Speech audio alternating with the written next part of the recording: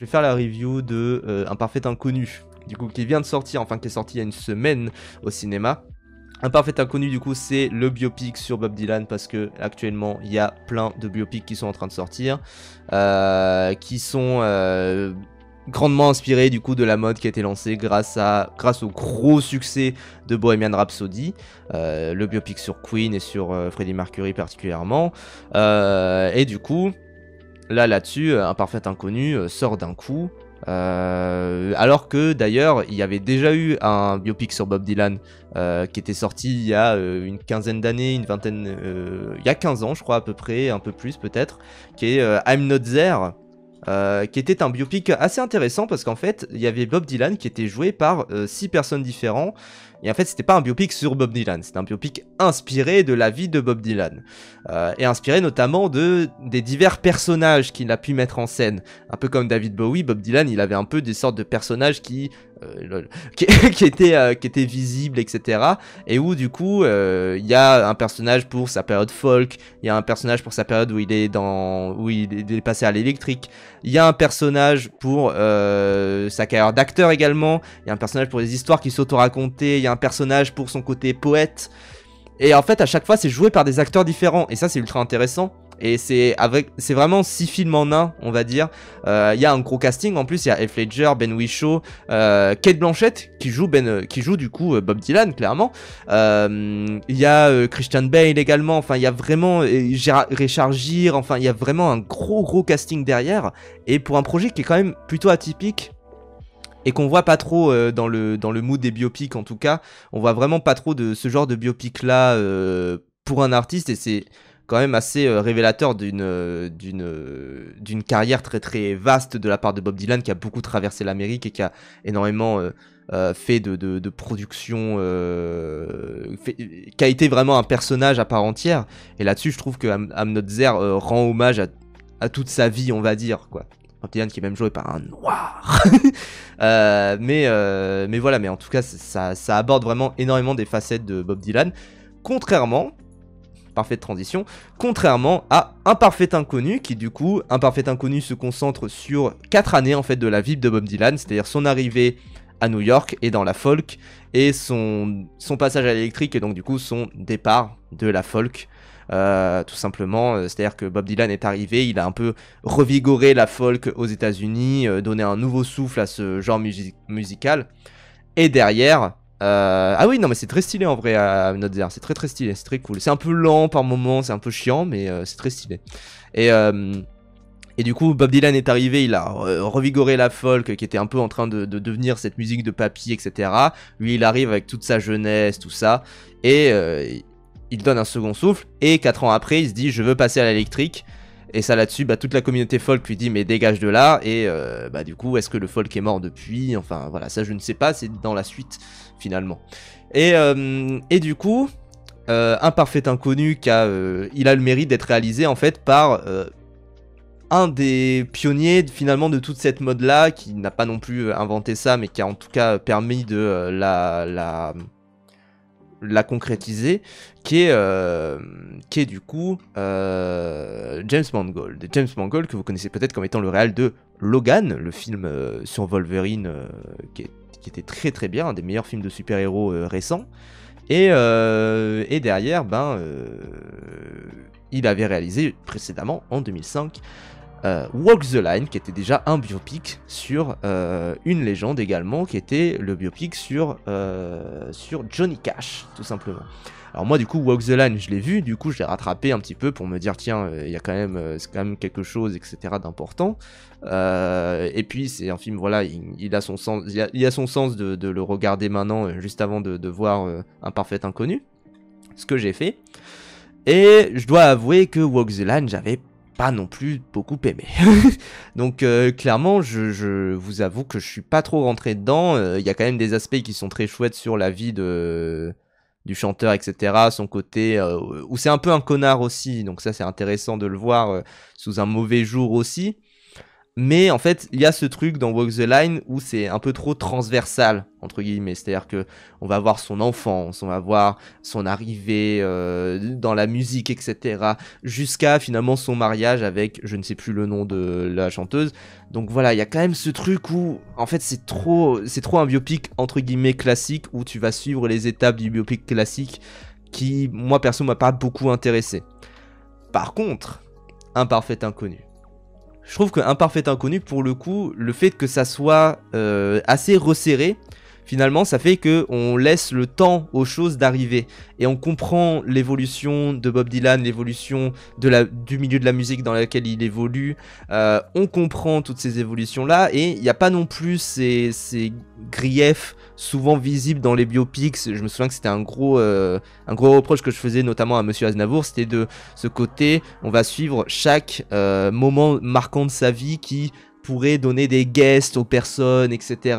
Où on pourrait se dire, bon, là-dessus, la rencontre de Aznavour avec Johnny Hallyday, la fois où Aznavour a écrit cette chanson-là, etc. Là, il y a moins ça, parce que ça se concentre vraiment sur une partie de la vie de Bob Dylan, où il a écrit ses plus grands tubes, etc. quand même. Donc il y a peut-être un peu quand même ce côté film à jukebox, mais Bob Dylan s'y prête un peu plus, parce que les chansons de Bob Dylan, c'est des chansons très interprétées, en fait. Donc, déjà, de base, ça a une importance dans sa carrière que de vraiment d'être un film à jukebox, parce que c'est aussi un film à interprétation, finalement. Il y a un peu ce côté-là, où c'est pas non plus juste on lance des musiques et puis basta. Il y a un truc où c'est plus artisanal aussi, en plus, donc ça rentre plus dans ce côté où tu vois une sorte de making-of de ces musiques, donc c'est intéressant. Mais aussi, il y a plein d'autres aspects qui sont quand même cool dans Un Parfait Inconnu. Il y a des aspects qui m'ont fait un peu tiquer, notamment ce côté où effectivement, il y a des moments où, bon, tu vois, il y a un moment où ils sont devant la télé, ils voient l'assassinat de John Fitzgerald Kennedy, ils sont en larmes, tout ça, tu dis, bon, oui, je sais que c'est à cette époque, etc. Je m'en fous, tu vois, genre ça, je vois l'importance peut-être que ça pourrait avoir, mais en fait, c'est un peu trop filmé comme, oui, on voit la chose et puis basta. Bon. Mais en tout cas, je sais que j'étais un peu perturbé par ce genre de moment-là, mais globalement, c'est quand même un film que j'ai vraiment kiffé. C'est-à-dire que déjà, il y a... Bon, excellent travail sur le son, ça, il n'y a pas de souci. C'est normal et c'est vraiment... on ressent la vibration de chaque corde, de chaque guitare, etc. Ça, c'est vraiment, vraiment chouette. Les chansons les plus folles de Bob Dylan sont vraiment... très très bien fait, tout ça, et notamment la scène de fin où il y a un peu ce côté Bohemian Rhapsody mais en mieux fait. Où la scène de fin, c'est un grand concert important dans la carrière de Bob Dylan, et où on comprend oui, non mais bien sûr, Poisson, mais du coup ça fait un peu trop easter egg en fait, c'est ça le problème, c'est ça le problème. Et du coup la fin du film, où c'est un grand concert, il y a ce côté un peu comme dans Bohemian Rhapsody, où Bohemian Rhapsody, la fin de Bohemian Rhapsody, c'est genre le Live Aid globalement. Et du coup, il y a un peu ce côté-là, mais c'est déjà ça n'avait jamais été filmé, donc quand même c'est plutôt chouette de le voir et pas juste de voir une reproduction du Live Aid comme ça.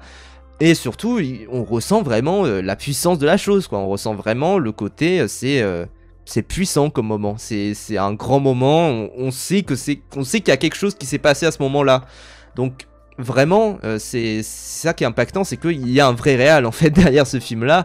Et globalement, même s'il y a des moments où on sent qu'il est un peu peut-être pressé par le fait de se dire il faut que je raconte tel aspect de la vie, tel aspect, c'est un film qui globalement prend son temps. Et ça, c'est vraiment quelque chose que j'ai apprécié, c'est que il y a vraiment un côté où on sent le temps passer, on sent le côté où les choses arrivent assez vite, mais en même temps on prend le temps de le faire, quoi. On prend le temps on prend le temps avec les personnages de voir chaque aspect de sa vie, chaque rencontre. On comprend du coup les décisions qu'il prend, même s'il y a quand même un côté aussi où, et c'est un aspect qui est intéressant, il y a beaucoup de jeux de regard aussi dans le film qui sont particulièrement, réal compétents hein, quand même, mais comparé à la réal autour de Bohemian Rhapsody, c'est pas la même chose, c'est surtout cet aspect-là. Mais ce que je voulais dire, c'était qu'il y a beaucoup de jeux de regard autour de Bob Dylan qui, du coup, vont appuyer sur ce côté légendaire qu'a Bob Dylan dans toute sa carrière, et sur ce côté vraiment on observe la légende tout du long, et ça c'est très très chouette à voir, vraiment. Et ouais, Bob Dylan a apparemment participé en partie au film, ce qui ne m'étonne pas. Parce que Bob Dylan est encore vivant. Et ce qui est un peu peut-être mon reproche quand même, c'est que on sent qu'il y a des moments où juste il fait le mystérieux Bob Dylan, et où c'est un peu une merde, mais où c'est pas non plus trop appuyé. Donc je me dis, est-ce qu'il n'y a pas un peu d'ingérence de la part de Bob Dylan là-dessus? Ce qui est un peu, voilà, mon maigre reproche à faire, c'est ça, et le fait que ça soit par moments un peu trop un poil trop jukebox par moment, même s'il y a des belles interprétations. Ça m'a permis de redécouvrir aussi Joan Baez, je sais plus comment ça s'appelle, comment ça se prononce son nom, qui du coup est avec qui il avait eu une grande aventure professionnelle notamment, et qui est très forte, etc., qui est vraiment, et qui a fait notamment Here's to You. Bob Dylan aurait même ajouté une scène inventée de toutes pièces. Ah bah putain, c'est pas étonnant. mais voilà. Mais en tout cas, ouais, c'est un bon moment à passer. Et puis, ouais, il y a ce côté où c'est moins transversal que beaucoup de biopics, où ça va vraiment aller dans toute sa vie, etc. Là-dessus, il y a vraiment un focus sur le personnage et sur la personne. Oui, il y a la musique de Metal Gear, oui, de Metal Gear Solid 4, plus précisément. Qui est une super musique par Ennio Morricone également. Enfin, voilà, c'est Ennio Morricone avec la voix de Joan Baez. Je prononce comme ça parce que sinon ça fait Joan Baez et ça fait bizarre. c'est B-A-E-Z, donc c'est voilà. Et d'ailleurs, dans Un Parfait Inconnu, puisque James Mangold avait réalisé Walk the Line, il y a Johnny Cash qui est joué par un autre acteur parce que ils n'avaient pas prendre Joaquin Phoenix pour ça, et puis même c'est pas la même période, etc. Donc c'est normal. Et l'acteur qui joue Johnny Cash est exceptionnel. Ça aussi pareil. Les interprétations dans Un Parfait Inconnu sont très très bonnes, très fortes. Mention spéciale également à Edward Norton, qui est extrêmement touchant, et il y a beaucoup de choses en fait qu'on comprend par ses regards et par sa manière de jouer, et par comment ses expressions faciales, etc. Donc il est très très fort là-dessus. Elle Fanning et Monica Barbaro, qui du coup Monica Barbaro qui joue Joan Baez, qui est qui est très forte également, qu'on avait vu vite fait dans Top Gun 2, et là qui se confirme très bien. Et j'ai vu, je crois qu'elle est dans les nominations pour les Oscars, et elle mérite beaucoup, mérite énormément. Et évidemment, Timothée Chalamet qui, je pense, va l'emporter son petit Oscar là, quand même. Il est bien jeune, mais il a bien réussi sa carrière là-dessus, et il est producteur, je crois, du film en plus. Et bravo à lui, parce que c'est pas un rôle qui est très très simple. Même si sur la seconde partie, comme il a des lunettes de soleil tout le temps, bon, c'est plus simple à jouer, je pense. Mais clairement, bravo aux acteurs. Ça reste un film à acteurs comme beaucoup de biopics, évidemment, mais il y a quand même une vraie réal, et il y avait déjà un peu une vraie réal quand même dans Walk the Line, où il y avait des beaux plans par moment, mais où globalement on se fait un peu chier et le propos est un peu insipide. Là-dessus, on se fait pas chier, clairement. Même si c'est que 4 ans de la vie et qu'il n'y a pas beaucoup d'événements que traverse Bob Dylan, etc. Mais en fait, chaque micro-événement est un gros truc en fait, et c'est ça qui est pertinent dans le film. Donc clairement c'est une bonne surprise, parce que moi je m'attendais à ce que ce soit un biopic un peu classique. J'avais vu des gens, alors ça aussi par contre c'est un vrai truc, si vous n'aimez pas la musique folk, fuyez, parce qu'il y en a tout le temps en fait, c'est normal. Et d'ailleurs du coup quand il y a de la musique électrique ça devient une libération, et c'est normal.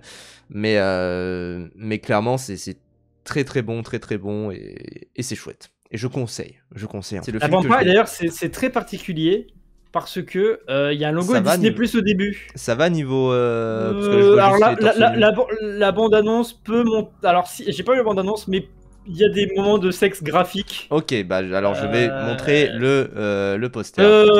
Ok, ouais. Voilà.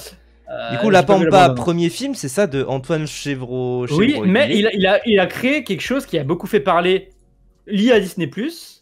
C'est la série Ousekin. Ah, c'est de la série.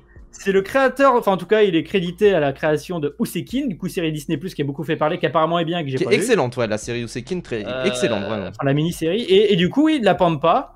Et du coup, c'est très bizarre. Il y a le logo Disney Plus au début, c'est la première fois que je vois ça. Donc je suis vraiment, oh ben putain, une nouvelle ère pour le cinéma français en fait. Et d'ailleurs, tu parlais de Succession. Ousekine qui a été écrit par la fille de celle qui joue la femme de Logan Roy dans Yamabassa,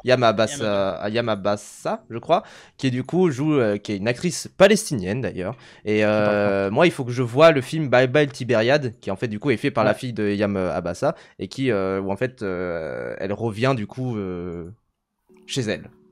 Donc voilà. Mais du coup voilà, pardon, La Pampa. Et du coup, mais ça reste quand même un premier long métrage. Ouais. Qui se passe dans le Maine-et-Loire, dans le pays la de la campagne, Loire, encore un film de campagnard. Après, c'est le pays de la Loire qui est joli. Moi, j'ai grandi dans le pays de la Loire qui est tout moche, tout nul, donc je suis jaloux. Mais donc, ça se passe là-dedans, dans la province, pas en ville. Hein. Ils vont à Angers dans le film et tu suis Willy et Jojo c'est à gauche et Willy c'est à droite, surtout Willy qui va apprendre, et vit mal en gros sa situation, en gros son daron est mort et sa mère revend avec son beau-père vont revendre la maison et lui il veut pas, du coup il le vit mal et il est avec Jojo à bosser pour une compétition de motocross, tu sais, quand il fait une course et... de caisse à savon un peu, enfin, non, de motocross, ouais. De motocross, ils doivent sauter haut, machin. Okay, Jojo, c'est celui qui conduit à gauche. Et à droite, c'est le mécano. Et bref, 22 cœurs, je vais en parler après, de rapprochement que tu peux faire entre les deux films. Et voilà, et en parallèle, il va vivre une histoire d'amour avec une meuf qui vient d'Angers, de la ville. Et voilà. Et c'est l'acteur qui joue Ousekine, du coup. C'est ça? Je crois que c'est l'acteur qui joue Ousekine et qui joue aussi, si je ne dis pas de bêtises, dans Leurs enfants après eux. Oh putain, c'est lui qui joue l'arabe. Ouais, c'est vraiment comme ça. Putain, mais oui, putain, Merci pour le sub, ref au top. Alors lui, c'est Sayed El Alami. Bah lui, très très bon acteur parce qu'il était très fort dans Les enfants après eux. Ouais. Et dans celui-là, il est incroyable. Et globalement, sauvé de Leurs enfants après eux. Globalement, le casting est vraiment bon. Amaury Fauché, du coup, qui joue est génial. Et surtout, il y a Damien Bonnard et Artus. Je vois ça sur l'affiche et je regarde un peu vite fait le trailer là. Et mention spéciale à Artus qui joue un rôle. Je m'attendais pas à ce qu'il aille là-dedans. Le mec veut quand même jouer des choses différentes et assez osé et se montrer de manière. Je pensais pas de lui qui ferait ça, tu vois. Je vais pas trop en dévoiler parce que je connaissais rien du film avant de le voir et c'est très surprenant quand l'arc autour d'Artus arrive, donc je vais rien dire. Mais voilà, je trouve que les performances d'acteurs sont géniales. Donc c'est un film que j'ai bien aimé, les décors magnifiques, la photographie, la musique, c'est vraiment bien fait. Mais là où il y a ma limite avec le film, c'est que je suis en mode, le film est bien, mais je trouve, c'est un peu trop classique, tu vois. Ça va te parler globalement d'intolérance, allez, on va dire ça comme ça. Il va avoir un fond très mélodramatique. Je vais pas dire quelle intolérance, de fond de racisme. Non, du coup, d'intolérance. Et aussi de mal-être adolescent. Et tu vas avoir des moments assez soulignés, très soulignés, un peu forceurs. Par exemple, voilà, c'est elle, la meuf qui tombe amoureux, et à un moment, ils vont aller au château d'Angers voir les toiles de l'Apocalypse, qui c'est une très belle toile dans le château d'Angers, etc. Et à un moment, elle lui dit oui, l'Apocalypse, tu savais qu'en fait, c'est pas la fin du monde, c'est juste la naissance d'un nouveau. Ouais. Pendant que lui vit une période transitoire dans sa vie, tu vois. Oui. Donc il y a plein de moments comme ça. Pareil, il y a la figure paternelle de remplacement. C'est pas très subtil, quoi. Non. Mais déjà de base, Ousekine n'était pas très très subtil, hein. Enfin, mais oui, mais là c'est un fait divers. Là c'est une fiction. Et genre, tu vois, il y a un daron de substitution et tu le comprends vraiment par la mise en scène qu'il y a un daron de substitution. Et en fait, ça va te dire. Et il y a quelqu'un qui va dire c'est comme un père pour toi ou je sais pas quoi. En fait, tout est sur-souligné. Lynch est mort il y a 2 semaines. Lynch est mort il y a 2 semaines, je vois ça dans la bande-annonce. Mais ouais, pardon, vas-y. Et voilà quoi, globalement. Attends, ma limite avec le film, c'est bon, Bohemian est devenu un vrai critique ciné. Oui, bah. 17 ta février, gueule, les accréditations pour les médias et les presses audiovisuelles. Écoutez notre podcast, mettez 5 étoiles. On a ouvert un Patreon. Non, mais. Oui, bah oui, je parle comme. Oui, bah nique ta mère, c'est bon, pardon. De toute façon, tu adores Simon Rieu, je savais. Mais, Après, j'écoute réaliser son trucage, mais non, vraiment, en fait, c'est un premier film où j'ai vraiment envie de suivre. Je suivrai les réalisateurs. Très bons acteurs, très belle photographie, je te dis, mais ma limite, c'est que bah, c'est classique, un peu classique shit, mélodramatique, un peu trop souligné. Par contre, c'est vraiment hyper bien raconté et moi je recommande d'aller le voir quand même. Très belle musique aussi. Il y a même des plans de mise en scène, notamment une sorte de climax pendant une course en full POV qui est vraiment génial. Voilà. Et alors oui, effectivement, accréditation à Cannes ouverte si vous êtes un particulier. Alors pour la presse et les médias en ligne, ce que peut-être on est, c'est ouvert à partir du 17 février par mail, mais c'est ouvert dès maintenant, enfin dès lundi, pour les cinéphiles. Donc voilà, je prie personnellement pour que ça passe si ça passe après. Mais oui, Eternal Lake, ça c'est trop cool. Par contre, c'est trop cool de voir la Loire. Parce qu'en vrai, parce que là, ceux qui connaissent pas, là, les mecs du Sud, là, machin, vous êtes en mode oui, la campagne, Pays de la Loire. Les Pays de la Loire, c'est magnifique en vrai. Mais écoute, ce que je voulais dire, c'est 20 Dieu corps, c'est ça? Alors, 20 Dieu corps, oui, voilà, parce que bon, déjà, je trouve le carton titre du film avec un côté un peu néon, machin, et le même que dans 20 Dieux. Et en fait, c'est que t'as ce truc de tu vas suivre un mec dans la province française, très situé géographiquement, avec un vrai travail de mise en scène qui ne va pas faire ce qu'on pourrait s'attendre du cliché d'un film social. De mettre de la forme, un peu de plans très stylisés, pour te faire ressentir des émotions quoi. Parce que moi pour le coup ça me fait plus penser à Hit the Night de ce que je vois là. Je préfère 20 Dieux quand même. Ça me fait beaucoup plus penser à Hit the Night. Mais parce que t'as des plans de moto. Oui voilà déjà. En vrai ça se passe surtout en plein jour. Hein. Mais oui, en tout cas oui. Mais Hit the Night peut aussi rentrer un peu dans ce délire, tu sais, raconter une histoire de drame réaliste avec du genre avec des symboles visuels très forts. Dans Hit the Night, c'était le côté ultra zoomer Y2K avec le faux jeu vidéo. Dans celui-là, ça va être beaucoup la musique et la moto qui va te créer un peu un truc de fin du monde en fait, parce que c'est la fin du monde pour le personnage principal, quoi. Ouais, parce que c'est la fin d'un monde finalement. Les bobos parisiens ne pas bander sur des films de campagne challenge. Mais vous êtes jamais content. On fait des films à la campagne, vous êtes pas content. On fait pas de films à la campagne, vous êtes pas content. Oh, c'est bon. En fait, Papa Lenny. Je dis ça, j'ai pas encore vu une pivoleuse. La critique, il a l'air bien celui-là d'ailleurs. Oui. La critique Papa Lenny, je la trouve un peu facile, tu vois. Genre, je suis en mode, après, ces films ont le droit d'exister. Mais, oui, il y a quand même ce truc de, ah là là, ça va être quoi le prochain film? Dans quelle région un peu isolée ça va se passer le prochain film, quoi? Où tu vas suivre un adolescent mal dans sa peau qui va vivre des trucs pas cool. Oui.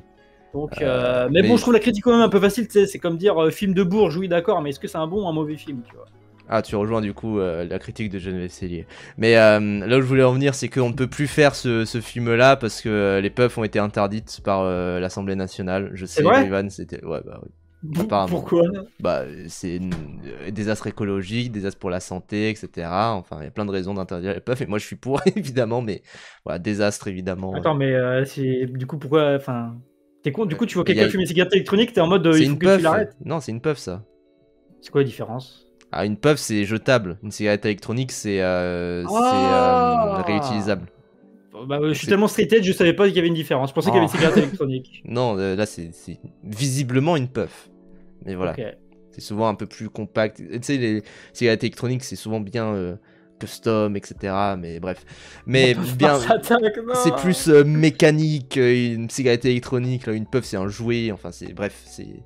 Moi je suis pour l'interdiction des puffs. Mais du coup, je vais parler du coup du film que j'ai regardé, moi personnellement, et que tu n'as pas vu, qui est Maria. Ouais. Je peux te rattraper, hein. Et bah tu fais bien, parce que Maria, donc du coup, alors il y a deux films qui s'appellent Maria qui sont sortis en 2024, bon, en 2025 chez nous, mais voilà, c'est donc le film sur Maria Schneider, mais celui-là, bon, je l'ai rattrapé avant, il est pas terrible, etc.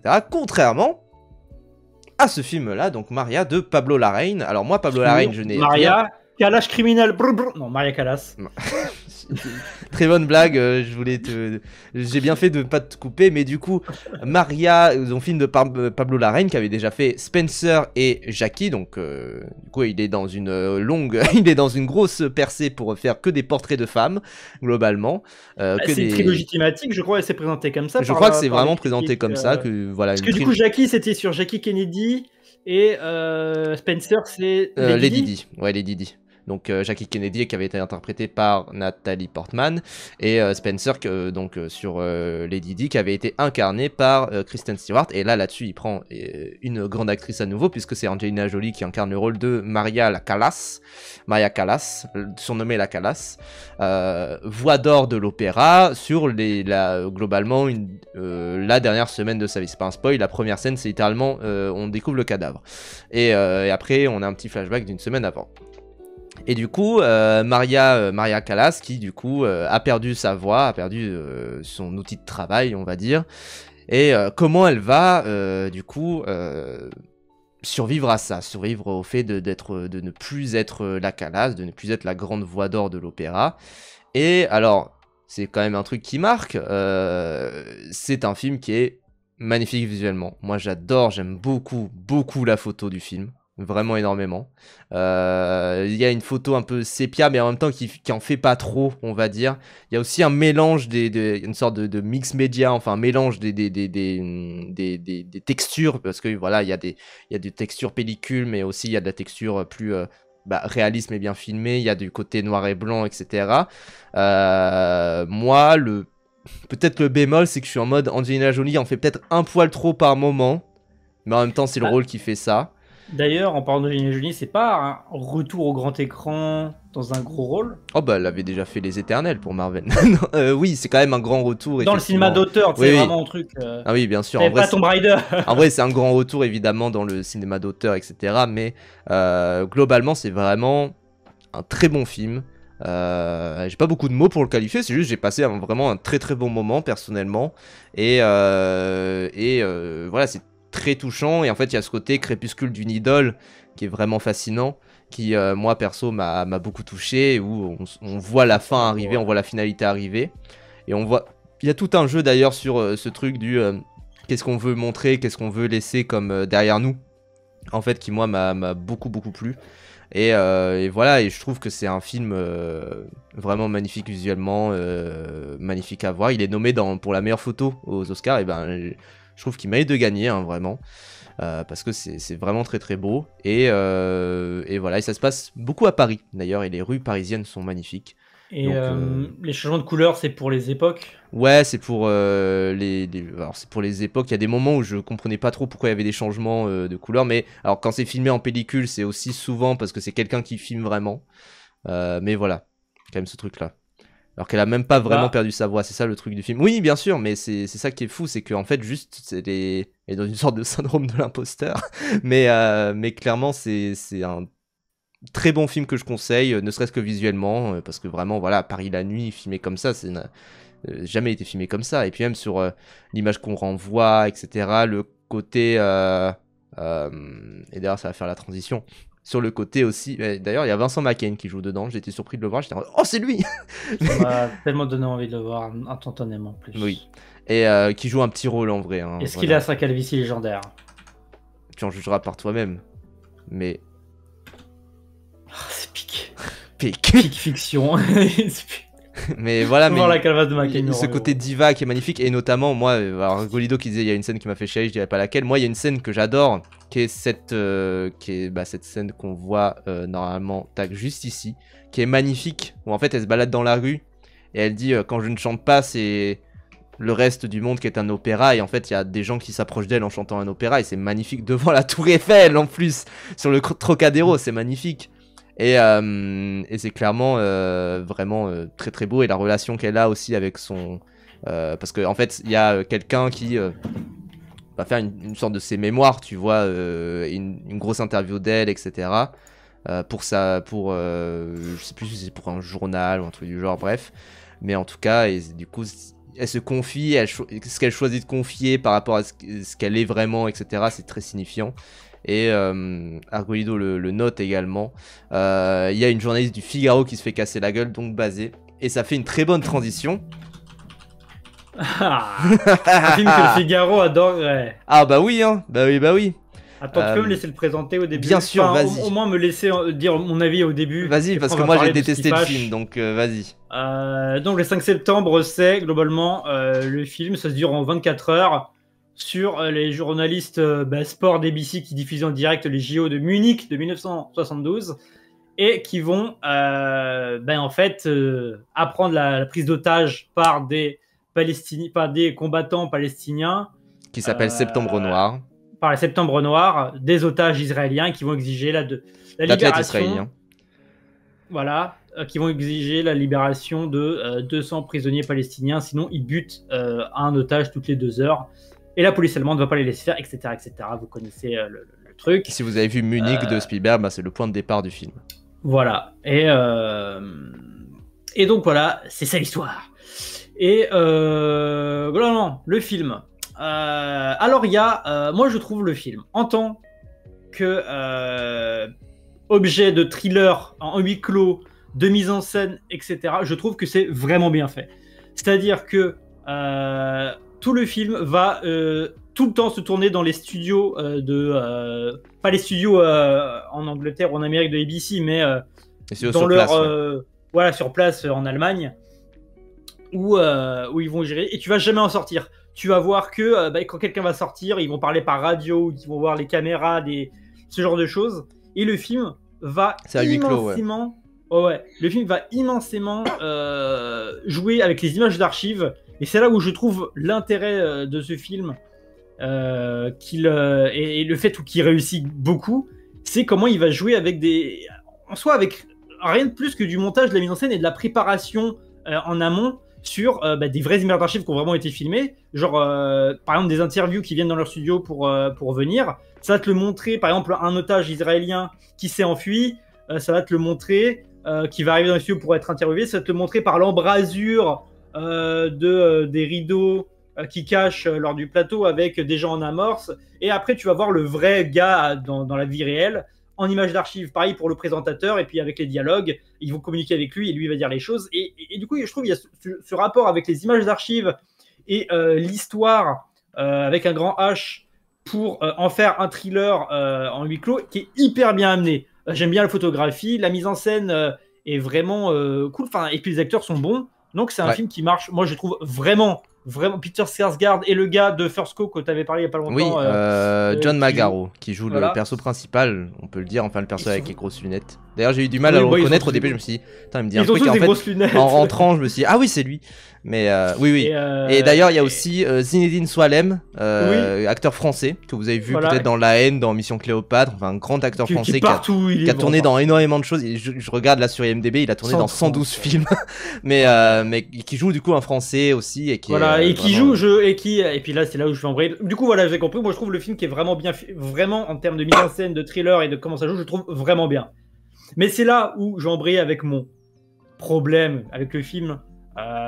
C'est que on va parler de politique et de morale. C'est que là notamment le personnage que tu as cité français. Vas-y. Est-ce que je peux dire aussi, c'est juste que moi personnellement la réal, je suis pas fan non plus. Genre je suis en mode je trouve que ça joue très bien. Je trouve qu'il y a un peu des moments où il y a de la tension, etc. Mais je trouve surtout la musique surprésente. Et la musique juste pour te faire passer des moments de tension. Genre, c'est vraiment... j'ai trouvé trop forte par endroits. Enfin, je me suis dit, mais il faut la baisser, c'est bon. Et par contre, voilà, j'aime bien le crew de personnages. J'étais bien dedans au début. Et après, je sais pas si la réal en mode full shaky cam tout le temps, etc.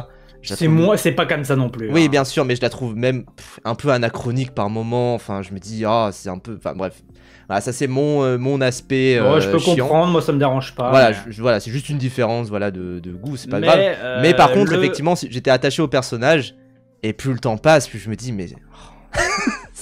En fait, c'est que là, en fait, le film... Donc voilà, le sortir en ce moment... machin et tout, c'est purement politique et là on est vraiment informé sur ces choses-là, on connaît les tenants et aboutissants. Sachant aussi, tu l'as pas précisé, mais c'est un événement très marquant dans l'histoire de la télévision, en particulier aux États-Unis. C'est le premier attentat terroriste filmé en live. Le premier attentat filmé en live. Et il y avait presque 1 milliard de spectateurs. Voilà. dans le monde. Et puis, c'était le seul en présence, les seuls à diffuser en direct, en fait. Ouais. Et donc, ils doivent trouver des fois des stratagèmes pour pouvoir tourner, amener des bobines là-bas, avoir des gens sur place pour savoir ce qui se passe, etc.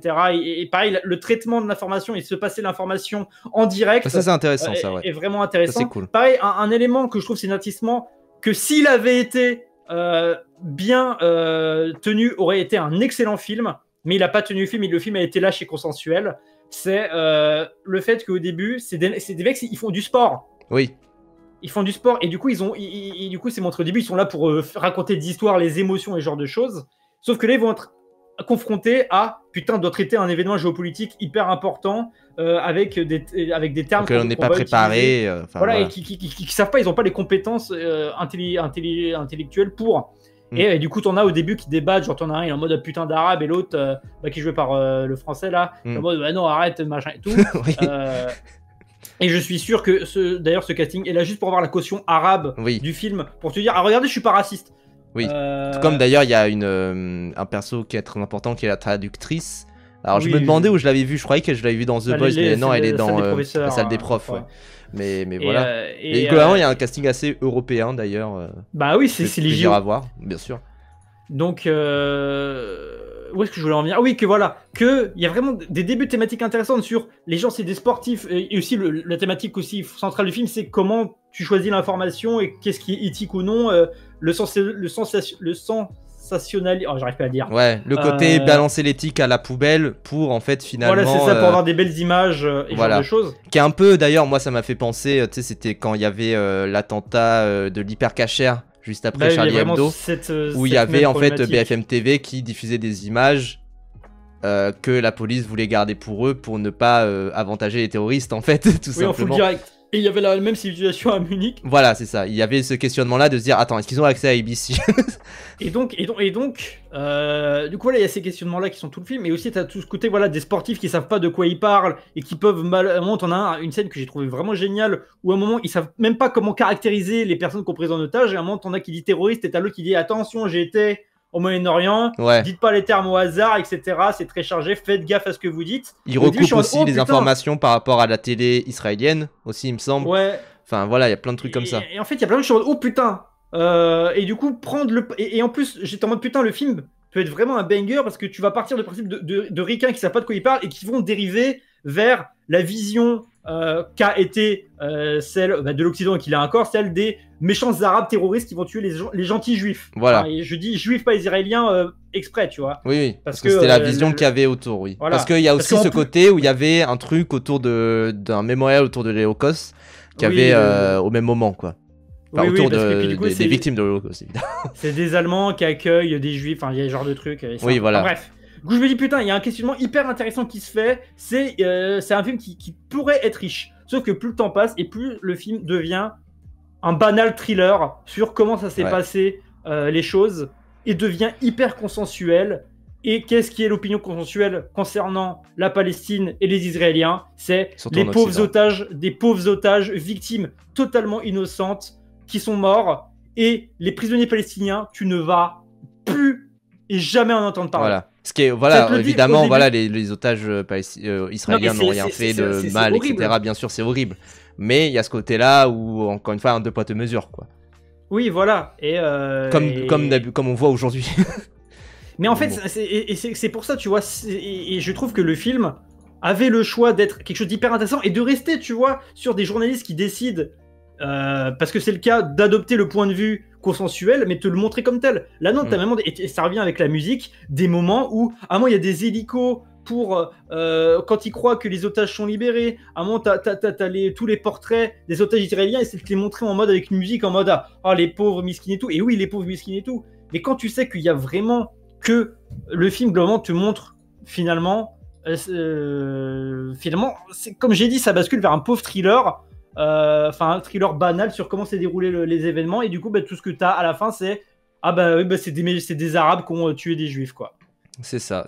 Et voir que, parce que j'ai un peu regardé par curiosité, la presse française aime beaucoup le film, et je suis en mode, le film va être utilisé comme le sera utilisé Munich, pour la propagande sioniste. En mode, Quand bien ne même touchez Munich pas était aux plutôt, Israéliens. quand bien même Munich justement de Spielberg dénonçait plutôt les actes qu'avait fait Israël Ouais, à j'ai ce pas vu moment-là. Munich, coucou chapeau. Mais voilà, bah, d'ailleurs il y a plein de gens qui avaient dit que Spielberg était un mauvais juif parce qu'il a fait Munich alors qu'il Voilà. avait fait bah, là je dis Schindler avant, etc. Mais Munich était très nuancé là-dessus et a dit quand même effectivement les événements de Munich étaient très graves, mais les dingueries que vous avez faites, vous avez failli exploser un immeuble en plein Paris. Allez vous faire foutre, tu vois, genre, il y a quand même ça. Bah, Et puis même globalement, en vrai, enfin, là, on reste en allant au-delà du film. Les gens, l'État d'Israël est de la merde depuis 1947, hein, depuis voilà, le début. bien Hein. sûr, Dans les fondements de l'État d'Israël, il y a toujours eu la colonisation du peuple palestinien. bien Donc, sûr. c'est Et légitime de critiquer Israël, peu importe dans le moment de son histoire. Hein. bien sûr, et là-dessus, il y a aussi un vrai aspect, c'est que moi, tu dis la presse a adoré, mais évidemment, c'est un film qui, quand même, glorifie pas mal les actes qui ont été faits par les journalistes, peu importe ce qu'ils ont fait, tu vois. C'est un peu sur la fin, ils ont quand même, parce que voilà, c'est pas un spoil, c'est ce qui s'est passé, mais ils ont quand même dit des trucs faux, et t'es un peu là en mode oh merde, dommage pour eux. Mais moi je suis en mode mais c'est un scandale. Même Bah, en si fait, comparé voilà, aux conditions qu'ils ont eues, etc., c'est terrible, etc. Enfin ils n'étaient pas préparés, tout ça, mais je trouve ça assez complaisant même avec les actes des journalistes à cette époque-là, et surtout que ça a moi, je donné trouve pas. énormément de dérives. Comme on a dit là avec BFM, avec la culture, enfin le spectacle, Guy Debord, tout ça, du côté à montrer ça en direct avec des images les plus spectaculaires possibles, etc. Et avec le fait de mettre en danger même des gens là-bas juste pour donner des informations quand bien même on n'est pas sûr, etc. Et ça là-dessus, Bah, moi je trouve justement que le film n'est vraiment pas assez critique de ce tournant qu'il y a eu, quoi. ah, moi, je trouve pas. Moi, je trouve justement, c'est montré comme ils ont fait de la grosse merde. Et voilà, quoi. Après, Ouais, ça mais... va plus loin que ça. Oui, Mais bien sûr. moi, je trouve pas que c'est complaisant non plus. Mais je Enfin, trouve... c'est complaisant par rapport à ce sujet-là. Après, c'est complaisant par rapport à la situation politique qui met en place et être complaisant quand tu fais un film comme ça. Attends, je pense. Enfin, c'était 2024, hein, Oui, donc oui, oui. tu peux pas parler pareil de. Oui, il y a aussi ça, d'Israël-Palestine qu'à évidemment, l'époque, tu et vois. c'est pour ça que pour moi, le côté, j'ai trouvé encore un poil trop complaisant, mais après, voilà, il y a des critiques, évidemment, qui sont faites autour des journalistes, quand ils font de la merde, quand ils sont chiants, etc., quand ils foirent aussi, enfin, voilà, évidemment, mais c'est vrai que du coup, moi, je peux que me dire, mais c'est une farce, ce qui est montré, en fait, et c'est peut-être pas assez montré comme une farce, quoi, et c'est... un peu trop, En enfin, fait, voilà. c'est qu'il y a vraiment ce truc premier degré de putain, il faut que les otages survivent, c'est Oui. horrible, etc. Après, oui, hein, c'est dommage qu'ils soient morts. Hein, Ah, enfin, bien je veux dire, sûr, c'est pas- quand même, faut le rappeler. mais en fait, moi, ce C'est qui un m'a vraiment désastre. dérangé, c'est que, ouais, c'est que vraiment le côté, la Palestine et les prisonniers palestiniens, ils ne sont tout le temps, ils sont mis sous silence, quoi. Ouais. Et encore, tu vois, c'est pas mis sous silence en mode, le film te montre ça. Non, c'est vraiment le scénario, le film est lâche et consensuel et complaisant. Et te fait juste un thriller banal. Après, tu vois, Ruido, j'irais pas comme toi que dire c'est violent pour les victimes, enfin c'est irrespectueux pour les victimes, parce que bon déjà c'est bon, ça fait faire 60 ans, 70 ans, donc bon tu peux, ça va quoi. Je trouve c'est le temps à passer. Tu peux faire un film sur ces victimes là. Tu sais, comme Memories of Murder, tu peux faire un film sur les faits divers qu'il y a eu dans les années 70, Oui, 80, c'est ça. 90, mais voilà, je trouve pas non plus que c'est complet, enfin je trouve pas non plus que c'est moralement badant niveau Oui, de film. toute façon, on voit tout le temps des trucs. Enfin, même pour le coup, c'est pas genre novembre, tu vois, qui a été fait moins de 10 ans après, quoi.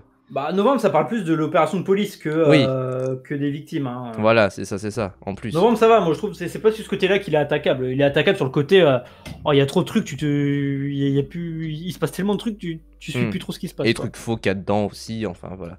Mais en tout Oui, cas, voilà, le fait moi. qu'ils aient encore plus arabisé une meuf Oui, qui avait pour la rien à caution voir, raciste. enfin. Bien sûr.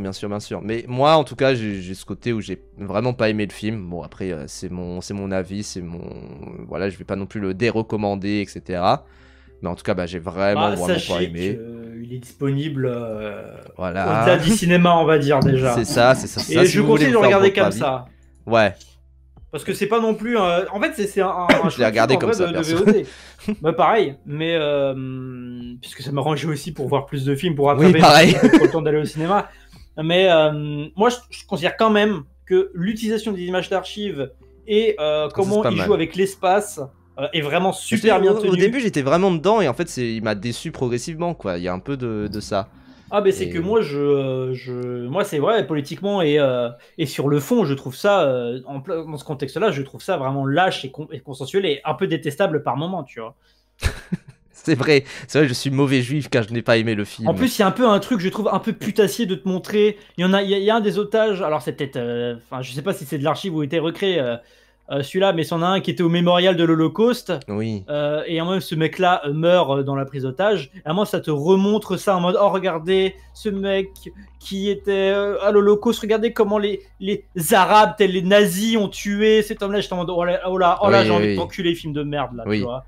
Mais globalement, Genre, je trouve il y a un vrai truc autour des films qui parlent du journalisme, c'est que souvent c'est un peu inconséquent politiquement. Alors après, est-ce que ça veut dire quelque chose sur le milieu du journalisme qui serait inconséquent politiquement? Je pense à, tu vois, Civil War, qui largue des bombes d'un coup à dire des trucs type la le soulèvement Antifa de tel moment, mais comme si c'était un petit événement classique, quoi. Et mais je pense aussi à 5 septembre qui est un peu dans ce côté-là, quoi. À être très inconséquent. C'est que ça devient un banal thriller. Dans le fond, je parle, hein, parce que moi, je trouve toujours ça vraiment bien fait dans la forme. Hein, et vraiment efficace et tu te t'ennuies pas une seule seconde. Hein. Mais ouais, je trouve que ça devient vraiment banal. Ouais. Et voilà, et tout ça pour dire, oh, regardez quand même, oh, les pauvres Israéliens, oh putain, quand même, les Palestiniens, hein, ils méritent un peu de se faire bombarder quand même. À la fin, enfin bref. Et puis la critique du journalisme, en vrai, il y en a très peu. En tout cas, les films qui font ça, moi je pense à Network de Sidney Lumet, qui est un film que j'adore, que j'aime énormément, qui est vraiment vraiment chouette. Mais sinon, il y en a pas beaucoup, quoi. Moi, il y en a un, c'est putain celui avec Jake Gyllenhaal qui est exceptionnel. Je l'avais vu dans Bingo de protagoniste préféré. Nightcall. Après, c'est plus sur une forme de journalisme très précis et sur le rapport aux images et à la violence. Mais Nightcall de comment il s'appelle? Ah putain, Nightcrawler en VF, je crois. Mais de Dan Gilroy.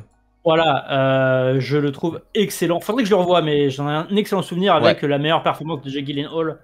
Clairement. Commande à mort. Et moi, j'aime bien quand même, j'ai plus le nom, le film sur l'affaire Weinstein. Je le trouve vraiment bien parce que le film sur l'affaire Weinstein, c'est que ça te prend en fait comme. Et moi, je trouve les meilleurs films du journalisme, c'est quand il y a un angle très précis. Ça va te prendre. Voilà, She Said. En fait, c'est que l'angle, c'est pas. Oh, regardez comment Harvey Weinstein, c'était un solo. Oui, merci. C'est que comment ça a été galère de regrouper et de monter le mouvement MeToo et sur l'impossibilité pour les victimes d'en parler et comment tu convaincs ça et du coup comment matériellement tu fais pour amener ça en fait. Il y a un peu ce côté documentaire un peu documentaire informatif mais quand même bien filmé vraiment je trouve vraiment pas mal She Said. Sur le vrai côté parce que le paragon vraiment du film de journalisme, c'est Les Hommes du Président, qui j'ai l'impression a été un grand classique dans le genre, dans le côté enquête en fait. Et le truc, c'est le film qui apparaît le plus, je crois. Non, je parle Frame. Ah oui, pardon. C'est le film Les Hommes du Président, donc All the President's Men, c'est le film qui apparaît le plus dans la classe américaine sur l'affaire Watergate. Et en fait, je pense que c'est ce qui fascine énormément dans ce genre de film-là, c'est le côté enquête.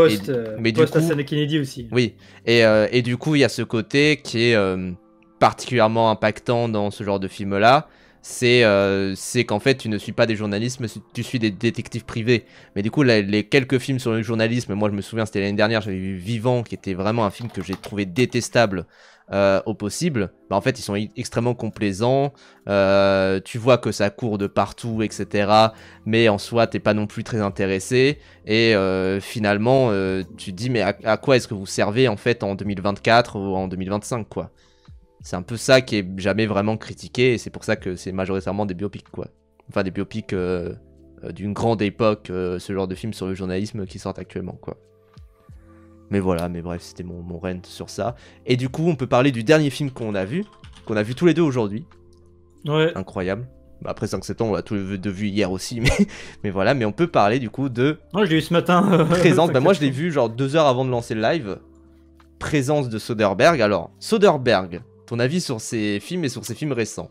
Alors, j'en ai pas vu tant que ça, Soderbergh, j'ai vu, mais moi, globalement, ça fait partie des... Moi, j'ai instantanément de la sympathie pour les réalisateurs prolifiques qui font pas tout le temps le même film et qui font toujours des trucs différents.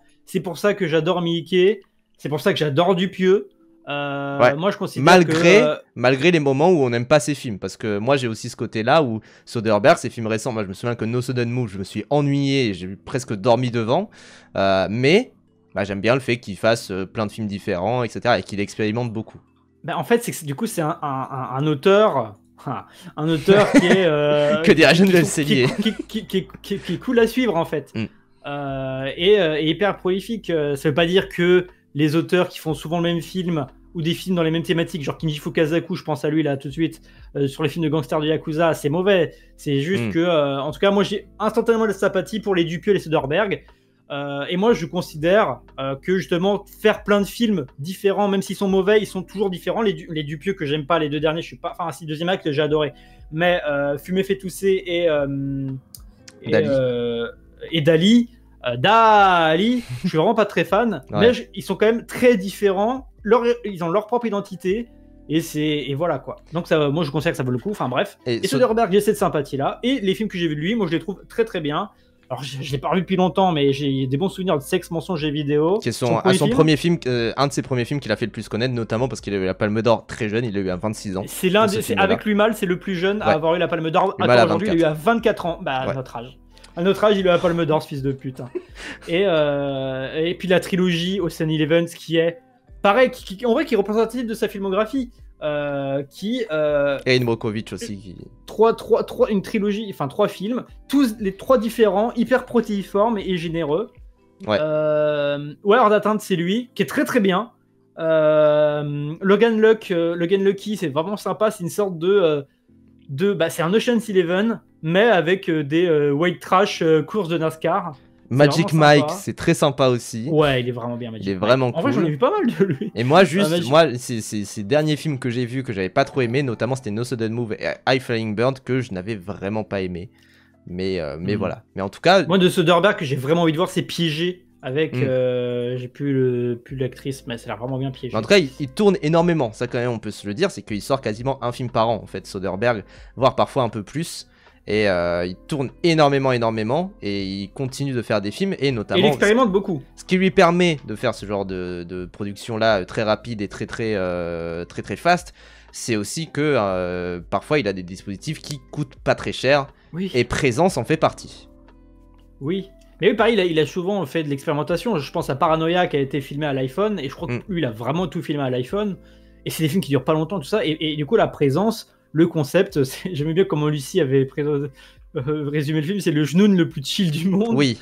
C'est en gros, t'es du pauvre, du fantôme, qui va de la présence, qui hante la maison. J'ai pas vu Ghost Story. Et du coup, c'est vraiment entièrement, et à aucun moment le film sort de ce dispositif. Ouais. Et c'est du coup avec un ensemble de plans séquences séparés par des cartons noirs, etc. Mais voilà. Et voilà, cut au noir. Et d'ailleurs, le truc qui est cool niveau mise en scène, c'est que plus le cut au noir est long, plus l'ellipse est long en fait. Donc ça aide à se repérer aussi. C'est vraiment malin. Et voilà, c'est ça. Et du coup, film fantastique, parce que c'est du film fantastique, mais qui est juste en vrai un prétexte pour te parler de drames familiaux et ce genre de choses. Mais il y a quand même du fantastique qui est vraiment mis dedans, avec un peu une intrigue. Il y a de la télékinésie. Ouais, parce qu'il prend des objets à un moment, et c'est très très bien fait.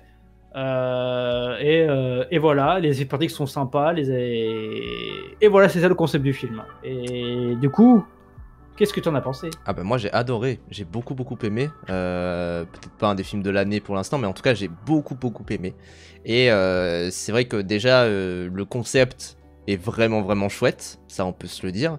Le concept est en plus super bien utilisé avec ce côté où en fait à chaque fois parce qu'il y a souvent du coup des regards caméra, mais à chaque fois qu'il y a des regards caméra c'est assez marquant, c'est signifiant, c'est très signifiant, etc. et c'est vraiment chouette.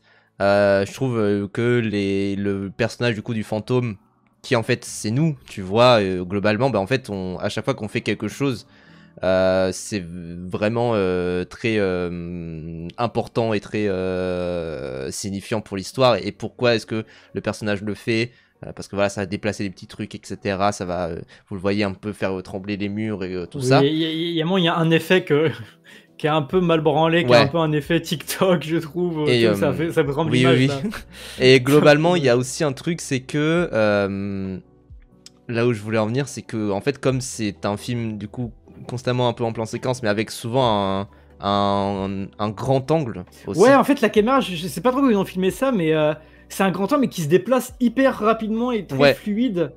Je sais pas du tout, c'est vraiment, je pense, avec un très bon setup, etc. Mais en tout cas, c'est avec un grand angle. Et du coup, quand ça se rapproche des personnages, pour faire un peu plus des gros plans, etc., ça fait un effet très chelou, en fait, où l'image, on a l'impression qu'elle flotte un petit peu. Et du coup, ça, c'est très très beau visuellement. Bah, vous le voyez là, quand ça se rapproche un petit peu du personnage là en larmes. Globalement, vous voyez que l'image semble vraiment, enfin les murs commencent à se distordre, etc. Et ça, c'est très signifiant aussi, je trouve. Ça renforce le fantastique du film, quoi. Voilà, c'est ça. Et t'as cette impression en fait de rentrer dans les gens directement. Enfin, globalement, il y a vraiment ça qui se passe et qui est très fort parce que ça garde globalement, j'ai l'impression tout le temps ce grand angle là. Et tout le temps ce même rapport à l'image, etc. Et comment ça filme aussi l'espace, c'est vraiment très chouette parce que tu te sens jamais perdu dedans. Bah, tu te sens comme si tu habitais là-dedans, en fait, tout simplement. Et je trouve, voilà, niveau mise en scène, c'est très fort. Niveau travail sonore aussi, c'est très fort. Parce que la mise en scène, en plus, c'est pas plan séquence avec tout le temps le même rapport de cadre et tout. Les cadres sont tout le temps différents. Ouais. Et en fait, le fantôme ne quitte jamais la maison. Ouais. Parce que il hante la maison, quoi, donc il peut pas la quitter. Et à un moment, par exemple, tu vas voir une contre-plongée à partir de la fenêtre, alors que les sont tout en bas, ils vont être de l'autre côté de la fenêtre, il y a les persos qui bougent. Et comment il entend les conversations, etc. Voilà, en fait, il y a plein d'échelles différentes, et des fois, il y a le fantôme qui va se barrer pour aller autre part, pour faire un autre truc. C'est vraiment hyper varié. En plus, le film dure vraiment pas longtemps, genre 1h20. Ouais, 1h20. Et en plus, il va vraiment faire des flex parce que il y a une grosse partie aussi de l'intrigue qui tourne autour d'un miroir. Enfin, une grosse partie. Il y a une partie de l'intrigue qui tourne autour d'un miroir. Mais du coup, si tu te dis, ah bah s'il a tourné avec une vraie caméra, ça veut dire qu'il a dû se faire chier pour ne pas voir le miroir en face à chaque fois. Et ça, là-dessus, c'est. Mais surtout que c'est pas non plus qu'un flex parce que ça sert à la fin, le miroir. Ouais, bien sûr. D'ailleurs, la scène de fin, moi j'ai beaucoup aimé perso, mais. Bah, moi, je sais que j'aurais compris si ça se termine une scène avant. Enfin, avec, s'il n'y avait pas la toute dernière scène. Mais j'aime bien la scène de fin aussi. Je trouve qu'elle dit quelque chose. Moi, je trouve que l'info que t'as en plus apporte tellement plus à tout ce que t'as vu. Oui, bien sûr. Oui, c'est vrai que si tu recroches les wagons, c'est super bien. Bah, notamment le moment où, dans la chambre du frère, ça fait un truc. Ouais. Tu dis, quand tu le repenses avec la fin, t'es en mode, ah putain, c'est précis. Oui. Et là où je voulais en venir aussi, c'est que niveau message, pareil, ce que ça raconte sur un peu ce sort de modèle de famille nucléaire. Il y a aucun jumpscare dans le film. Non, c'est pas un film d'horreur, il fait pas peur du tout. C'est pas un film, parce que justement, vu qu'on se place du point de vue de l'entité, en fait, il y a aucun jumpscare, quoi. Globalement, il y a 3 moments où t'as peut-être un perso qui fait et voilà, et si ça vous choque, bon bah ok, mais globalement, franchement, voilà, si Brivan a pu le voir et ne pas se chier dessus, c'est que ça va. Mais c'est vraiment pas du tout. Vraiment, ce n'est pas un film d'horreur, c'est un film fantastique. Par contre, il y a dans la bande-annonce, c'est marqué One of the most terrifying movie of the year. Je suis en mode, mais qui c'est quel film c'est complètement con. mais d'ailleurs, voilà, on peut parler un peu des messages, mais globalement, ce que ça dit sur ce modèle de la famille nucléaire, etc., moi, je trouve ça vraiment, vraiment chouette. En termes de messages, je trouve juste parfois quelques dialogues un peu mal écrits. J'ai en mode, oui, bon, j'ai compris. Et c'est quand même relativement subtil en plus dans les interactions entre les personnages, même si parfois c'est un peu in your face, notamment le fait que il y a beaucoup des scènes où tu suis le fantôme où tu le vois en fait regarder des choses depuis un placard. Et donc pour info, c'est une expression aux États-Unis qui est in the closet, je crois que c'est ça. Donc quand c'est pour les personnes qui sont homosexuelles mais qui le cachent. Et ça là-dessus, du coup, tu repenses un peu au film, tu dis alors je pense que là tu fais le wokiste. Je sais pas, c'est une expression très très connue. Hein, oui, mais pour moi, ça revient juste au côté enfantin de le monstre dans le placard. Oui, bien sûr. Aussi, il y a aussi vraiment, il y a rien de. Il y a peut-être ça, mais c'est là, je pense que tu forces. Il y a aussi de ça, mais en tout cas, je sais pas, ça m'a fait vraiment penser en mode oui, j'ai compris. Oui, tu es woke. Mais oui, le genou n'est woke en tout cas. Mais un cheveu rouge. C'est vrai. Non, oui, sur le côté. On a eu un commentaire une fois sur une de nos vidéos, ça disait cheveux. Je pense que c'est pour parler de toi. Mais oui, voilà, c'est sur le gay perd pas mal. T'as sur le modèle du rêve américain aussi. Bah, en fait, ce que j'aime bien, c'est que, en fait, comme t'es. Et puis, il y a un peu ce côté. Moi, ça m'a beaucoup fait penser à Ear de Zemeckis, où en mode, Ouais. t'as un dispositif très Il rend bien. particulier où t'observes de manière un peu limite sociologique les rapports familiaux. Bon, j'ai pas vu le film, mais j'ai l'impression qu'il y a ça dans Tree of Life, mais il y a ça dans Ear et il y a ça dans Présence, où le côté fantastique en fait renforce tout le mal-être des personnages. Renforce les failles en fait des persos Voilà, c'est ça. et de tout ce modèle-là, parce qu'en fait on voit du coup, notamment, en fait la famille qu'il y a ici, elle est relativement classique. Juste la mère est assez peu présente, même si quand même elle fait des trucs de mère au foyer. C'est une girl boss, mais c'est une girl boss par sa carrière, etc., par son fils qui doit réussir. Voilà, le fils doit réussir et du coup mais, ils mettent tout sur leur fils, et finalement la fille délaisse un petit peu, alors qu'elle a l'air d'avoir des problèmes mentaux. Elle a vécu des traumatismes très importants. Ouais. Le père, il est là pour soutenir, mais du coup, il sait pas trop c'est quoi sa place, vu que c'est la femme qui gère tout. Et du coup, c'est quoi la place d'un homme dans une famille nucléaire et patriarcale, si en fait il ne subvient pas aux besoins de sa famille, quoi. Alors moi, je pense que c'est juste qu'il voit tout le monde qui a plus trop de liens et qui bat. Je pense pas Oui, qu'il c'est sera ça. par là non plus de misogyne non plus. Hein, Bah non, mais justement, c'est quoi un peu sa place là-dedans, parce qu'il y a aussi ce côté-là par rapport à ses enfants aussi. C'est quoi du coup son autorité sur ses enfants, etc. Seule personne saine de la famille, bah la daronne aussi, hein, globalement. Enfin, il y a un peu de ça. Globalement, tous les persos sont plutôt. Bah non, il est pas vraiment sain parce qu'à un moment il pleure, il est pas bien, il dit Voilà. qu'il s'écroule, machin. C'est ça aussi, mais globalement, tous les persos n'ont un peu rien à se reprocher. Il y a un méchant dans le film, mais on peut pas trop dire qui c'est. Mais globalement, il y a vraiment ce côté où. Je vous dis qu'il y a un méchant dans le film, mais bon. Bah, quand même. Moi, je ne ferais pas le dire, mais bon. Oui, bref. Mais en tout cas, il y a quelque chose de machiavélique dans ce film-là. Peut-être que c'est l'homme fantôme, peut-être que c'est un autre perso, peut-être que c'est machin, on sait pas. Mais en tout cas, tous les persos sont un peu dysfonctionnels, justement parce qu'il y a cette présence-là qui fait venir du trouble, quoi, globalement. Le méchant, c'est la souris, oui, voilà, c'est ça. Qui exacerbe tout ça. Et du coup, le malaise vient aussi avec le fantastique, le grand angle. Et du coup, tu as ce côté voyeuriste qui renforce le malaise d'une famille qui est déjà en mal-être. Et moi, j'ai trouvé ça vraiment cool. Et puis, même, c'est un film très original, quoi. Ouais, bien sûr. Et le fait, du coup, le mal-être, c'est aussi le fait d'être observé. Parce que voilà, tout le monde a ces périodes de mal-être-là. Dans une vie, dans une famille même qui semble parfaite. Mais ce qui est vraiment malaisant, c'est le fait d'être observé. Et le fait de ne pas garder ça pour soi.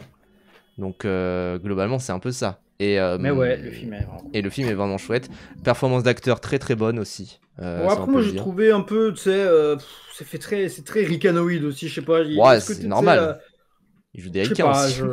Un peu Life is Strange par moment, mais moi c'est plus dans les dialogues. C'est peut-être voulu, je sais pas. Je pense que c'est plus dans les dialogues qui m'ont fait un peu tiquer par moment, mais bon. Mais surtout, ouais, sur la séquence juste avant la fin, on va dire, qui est très longue. C'est un peu le truc un peu bon, ouais. Le moment avec la fenêtre, on va dire. Voilà. C'est un peu ok. Ça se termine comme ça, ok. C'est un peu ridicule. Moi je pensais que ça allait se terminer sur ça, sur cette image-là. Mais finalement, l'image de fin est très non, moi j'aime classique. beaucoup la fin du film. Oui, mais en tout cas, l'image de fin, je me suis dit, oui, bon, évidemment que ça va faire ça. Dès le départ, je crois, dès que j'ai vu les premières images, je me suis dit, oh, je suis sûr, la fin, ça va faire ça. Mais en tout cas, non, mais Life is Strange, c'est juste quelques dialogues, mais c'est aussi parce que ça dénonce la société américaine, donc c'est normal que ça agisse comme la société américaine. Non, mais c'est juste le jeu d'acteur, la façon de jouer, le casting qui est très... on dirait tous qu'ils sont dans une pub pour teenagers. Oui, voilà, c'est ça. Mais sinon, le film est vraiment bien. Hein, il vaut les big iPhone avec voilà des trucs du genre, c'est les cool kids du lycée, enfin bref. Oui, voilà, mais en même temps, c'est un peu des merdes aussi. Enfin bref, il y a vraiment niveau message. En fait, je m'attendais à ce que ça soit un bon trip. Tu vois, récemment, on a parlé de Birdman à un de nos amis, dont c'est l'anniversaire. Bon anniversaire. Bon anniversaire à notre ami. Et globalement, moi, je me suis dit, mais oui, effectivement, Birdman. Bon, tu peux ne pas aimer le propos. Et en fait, si t'aimes pas le propos, bon, c'est juste un trip visuel basique et puis basta. Mais j'avais peur justement que ça soit juste un bon trip visuel, un peu trop long, bonne expérimentation, sympa, mais finalement où est-ce que ça va? Et finalement je suis quand même assez convaincu par le message et par ce que ça dit aussi. Donc je suis content. Ouais, non, le film est vraiment carré, hein. Je veux dire, c'est pas un film de technicien, que de technicien. Ouais, C'est ça, Bon, c'est voilà, ça. moi, je pense que c'est le meilleur film que j'ai vu de la semaine pour l'instant. Ouais. Ouais, globalement, ouais, c'est vraiment, vraiment chouette. Mais bref, Voilà. du coup, pas d'autres films à Ah parler. si, Sing Sing, si, tiens, j'ai pas parlé de Sing Ah oui, c'est vrai, Sing Sing. Sing, moi j'en ai pas parlé non plus. Ah ouais, t'en as pas parlé? C'est vrai, c'est vrai. Bah, Ptidus, bon ouais. anniversaire à Ptidus. Bon anniversaire, Tidus! Tidus! Mais du coup, Sing Sing, donc c'est un film, je crois que j'en ai pas parlé en tout cas, hein, il me semble pas. C'est quoi le nom? C'est Présence, c'était Présence de Soderbergh dont on vient de parler. Mais du coup, Sing Sing, on peut en parler. Donc, c'est un film qui se passe dans un complexe de prison aux États-Unis. Bah, c'est Sing Sing, c'est la prison. Voilà, la prison Sing Sing, qui est globalement du coup une prison où il y a des prisonniers, quoi. On peut voilà dire ça.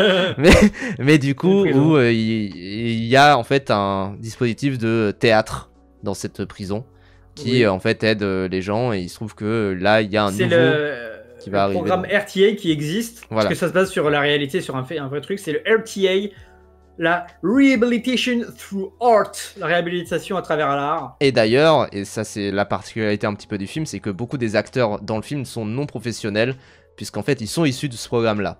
À l'exception du coup de Colman Domingo qui joue le rôle titre, et du professeur de théâtre qui ne joue pas son propre rôle et qui est en fait un autre acteur, et puis basta. Mais tous les autres, c'est vraiment des vrais prisonniers, soit c'est des vrais prisonniers, soit des ex-détenus, soit des vrais détenus. Il me semble qu'il y a des vrais détenus, je suis pas sûr. Mais c'est en tout cas, c'est les personnes qui ont vraiment joué les pièces qui sont montrées dans le film, et à la fin, tu as des images d'archives et c'est les mêmes gars et tout ça, c'est ça, qui jouent les mêmes rôles. Donc, et lui, là, Divine Eye, qui est le deuxième personnage principal du film, est vraiment un prisonnier, et est vraiment fort. On peut parler des qualités, mais Divine Eye, c'est un scandale que ce soit Colman Domingo qui soit nommé et pas lui, je trouve. Sans mettre les deux en compétition, mais Divine Eye, il est exceptionnel dans ce film. Il crève l'écran, hein, clairement. Mais même globalement, tout le fait que ça soit des acteurs non professionnels, je suis en mode wesh. C'est une folie ils voient tous Colman Domingo en vrai, je trouve. D'aussi bien joué, mais du coup, oui, c'est vrai qu'à côté, t'as Colman Domingo qui est un excellent acteur, vraiment exceptionnel, etc. Mais du coup, tu sens que c'est un peu, il force le truc. Voilà. Et puis il y a ce côté, voilà, c'est l'acteur qui prend toute la gloire, alors que à côté t'as les autres gars qui sont, je trouve, bien meilleurs que lui, mais. Ouais. Mais bon voilà, les acteurs sont bons, même le choix, même l'existence de ce film est quelque chose d'aimable en soi, tu vois. Oui, voilà. Sur créer ces choses-là. Tourner avec des anciens ou des prisonniers actuels. Et c'est globalement cool. Vraiment pas un film détestable. Non. Vraiment. Et les images sont quand même, c'est bien fait. Il y a des images qui sont très jolies. La photographie est très belle. Là, après, c'est là où, tu vois, genre, cette image elle est trop belle. Genre, c'est trop beau. A24. Ouais, voilà, c'est un peu ça, quand même. C'est vraiment A24 type beat. Et voilà, en fait, c'est et que malgré toutes les qualités, tout le geste politique de ce film, voilà, c'est comme tu dis, Argolido, la sauce, elle est. Voilà quoi, tu as des tomates, elles sont bonnes les tomates, mais c'est des tomates à l'eau quoi. T'es vraiment voilà, c'est ça. Je n'ai pas. C'est très mélo, c'est très bon. C'est très mélo, t'as le moment où le perso pète un câble et c'est filmé en gros plan avec le gros trip d'acteurs de Dirty Biology Domingo, Colman Domingo, il s'appelle l'acteur, c'est pour ça. De Dirty Biology, Zerator, et du coup, ça fait très manufacturé, un peu factice. Tous les moments où t'es censé avoir de la peine, t'es vraiment en mode oui, là, je suis censé avoir de la peine. Les moments où ils sont joyeux, ils sont joyeux. Avec une musique à la Barry Jenkins, un peu discordante, avec du. Ça m'a vraiment poussé qui a pissé sur ma pellicule, globalement. Voilà, tu vois, ça m'a vraiment fait penser à si Bill Street pouvait parler, ou à Moonlight, qui avait déjà ses poncifs de cinéma américain, un peu désuet, qui est un joli petit bonbon que tu vas oublier après. Et je trouve ça dommage quand le sujet est aussi fort et aussi amené au bout, quoi. Mais pareil, ça te parle de prison. Là, ce que tu sais de la prison, c'est un peu chiant les fouilles, ils rangent pas les flics après. Oui. Voilà, enfin vraiment, même Après, il y a la prison, les scènes, t'as même je trouve, il y a l'impression que les... c'est un peu agréable à vivre la prison, t'as l'impression par moment, tu sais. Il y a les scènes où en fait t'as du coup Colman Domingo qui essaye de sortir, donc en fait il a des sortes de rendez-vous pour pouvoir Oui, cette sortir scène chez elle est quelqu'un. bien. Ces scènes-là sont vraiment bien parce qu'en fait du coup en face ça lui dit mais qu'est-ce qui me dit que là vous êtes pas en train de jouer, enfin Oui, ça les décrédibilise tout le très temps, violent. etc. Voilà quoi. Bah, Argoledo, le film, tu vois, c'est exactement les mêmes soucis que j'ai. Ouais, c'est une histoire qui vaut la peine d'être racontée. C'est joli, c'est bien C'est cool que ça manufacturé, existe. mais c'est trop manufacturé, tu vois. C'est vraiment. Tu sais, c'est comme tu dis sur ta lasagne surgelée, recette faite maison. Ouais, Mm. bah, elle est peut-être bonne ta lasagne, mais ça reste du surgelé, quoi. Ouais. Donc bon. Putain, la métaphore. Bref. Non, mais tu vois ce que je veux dire, c'est un beau produit. Je me régale pas pour autant, tu vois. Je suis vraiment en mode, bof. Ça vaut le coup d'être vu, mais ça va pas me l'entrer en mémoire. Ouais, mais globalement c'est ça, c'est que j'ai déjà un peu oublié. Je l'ai vu il y a peut-être 2 semaines, du coup j'ai déjà un peu oublié quoi. En vrai. Oui. Donc bon. Vraiment, il y a de très belles performances d'acteurs. Hein. Ouais, C'est ce oui, qu'on très ressent. belle performance, etc. J'ai pas Non, vu pas ta Veterano. perso, mais ouais. Métaphore nulle étant donné que les lasagnes surgelées c'est un banger, c'est vrai. Bah, j'aimerais bien autant aimer les lasagnes surgelées en tant que... Tu sais pourquoi je parle des lasagnes, paf? Pourquoi? J'étais pendant que je regardais Présence, j'étais en mode, j'ai vraiment envie de manger une lasagne. Ok, Je sais Garfield pas quoi, pourquoi. vraiment. Hein. Depuis ce matin, j'aimerais trop manger une lasagne et j'en ai pas Après, c'est acheté. trop bon les lasagnes. Est-ce que Bah, t'as c'est vu trop bon. sur Twitter, ça partage une lasagne de kebab et ça a l'air trop bon. Oh là, non, ça me donne pas envie. C'est déjà beaucoup là, toute la sauce tomate et le fromage. Oui, mais Le oui. roi fromage. Mais d'accord, Garfield, on va finir sur ça.